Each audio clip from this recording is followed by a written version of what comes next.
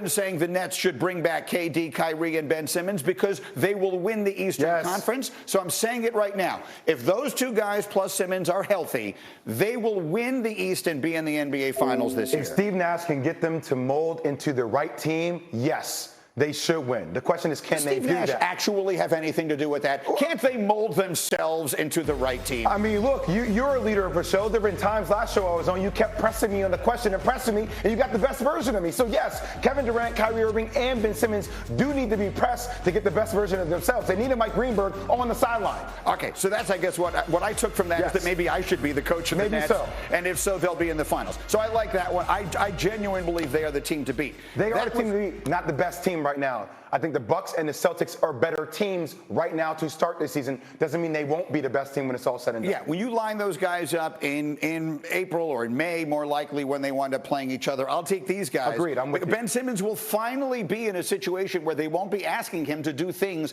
he's not accustomed to or not best suited to be doing. I think you're actually going to get the best Ben Simmons that we've ever seen before. With Joe Harris, Patty Mills, with the shooting they have. Simmons at the 5? Yes. I love it. Okay, so the Nets I love. The Lakers, not so much.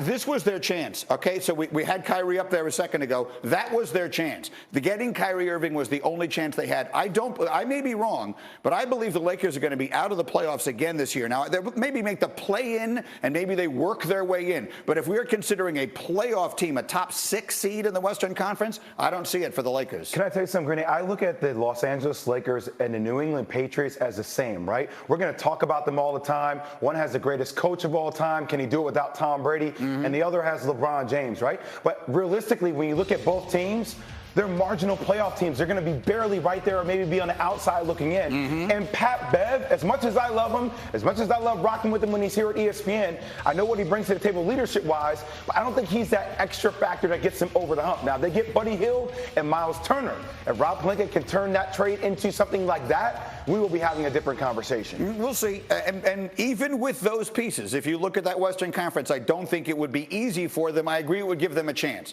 One of the reasons I don't believe it, though, is my last one. And I'm glad you're wearing the Duke shirt for this one. Because I could be wrong. But if Zion Williamson plays 60 games this year, and I know that is a huge question mark, his health is always going to be something that hangs over him. But the combination of your two Duke guys, of Zion and Brandon Ingram, I believe that when the playoffs begin this year, they would have home court advantage. They'd be a top 4 team. What? Top four team in the Western Conference if Zion is healthy all year. I'm not. So Golden State, the Clippers, one of the best teams in the league. Yeah, let's see them healthy all year. Dallas, Luka Doncic. They've been okay. And I mean, let's go through some more. Denver with Michael Porter. Memphis. I'm top 4. Yeah. Okay. With these guys healthy. With the caveat of Zion Williamson playing 60-plus games. Yes. I mean, obviously, if they don't have Zion Williamson, then they'll barely make the playoffs as they did a year ago. They were the 10th team in a 10-team play-in, and they wound up getting out of that and making it in by beating the Clippers. But what I'm saying to you is they're adding a player. I think we do funny things in life sometimes. We do this with the Cowboys. This guy is better than everyone thinks he is. He just never plays. I agree.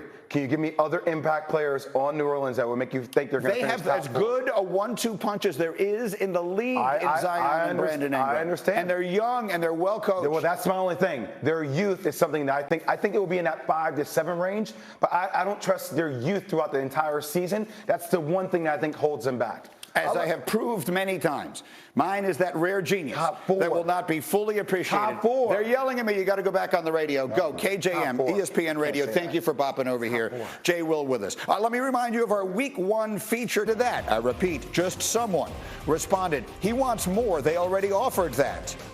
Lamar Jackson himself responded, no, they didn't.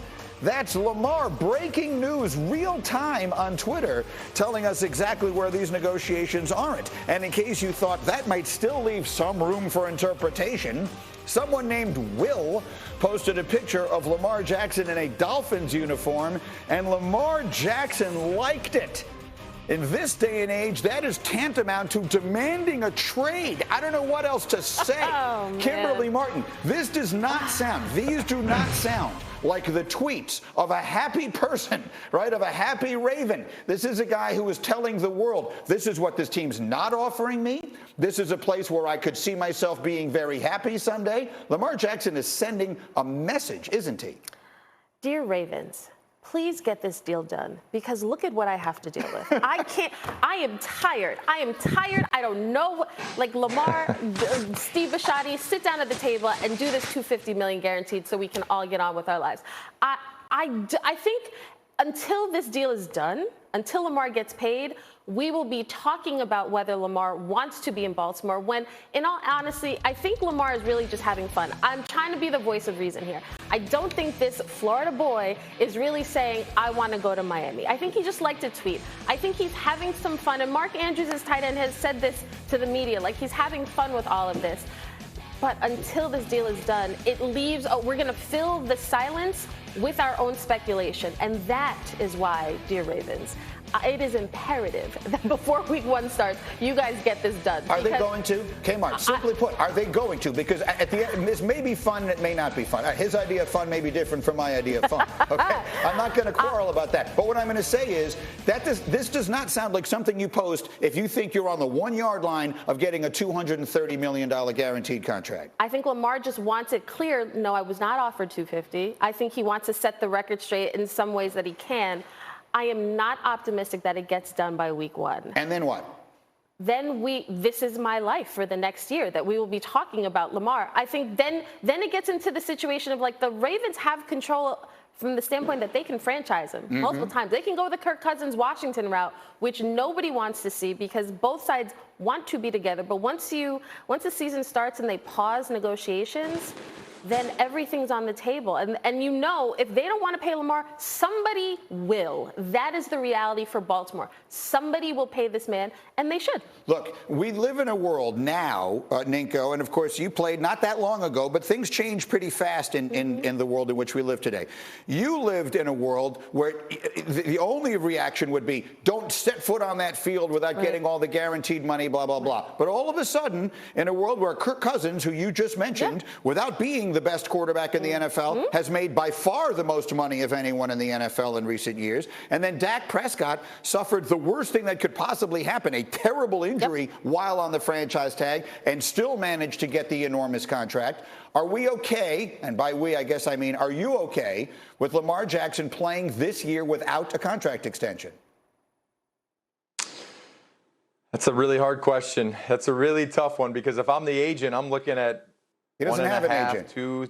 That's the problem. I know. I'm saying if I was his agent, because he doesn't have an agent. So if you're his agent, you're trying to get a deal done. If he doesn't have an agent, who's his voice of reason? Who's helping him along the way and going out there and playing? Me personally, even if I had 150, 200 million, that's so hard to turn it down. It's tough because of the risk involved in his style of play. We know that he's a physical guy. We know he runs. He's always going to be athletic. He's always going to be out of the pocket. That's how he plays football. So, again, there's more risk involved in him playing than a guy that's, say, a pocket quarterback who isn't going to be scrambling and looking for first downs. So, again, I personally would want him to sign a contract and not step foot on a field until he had a contract.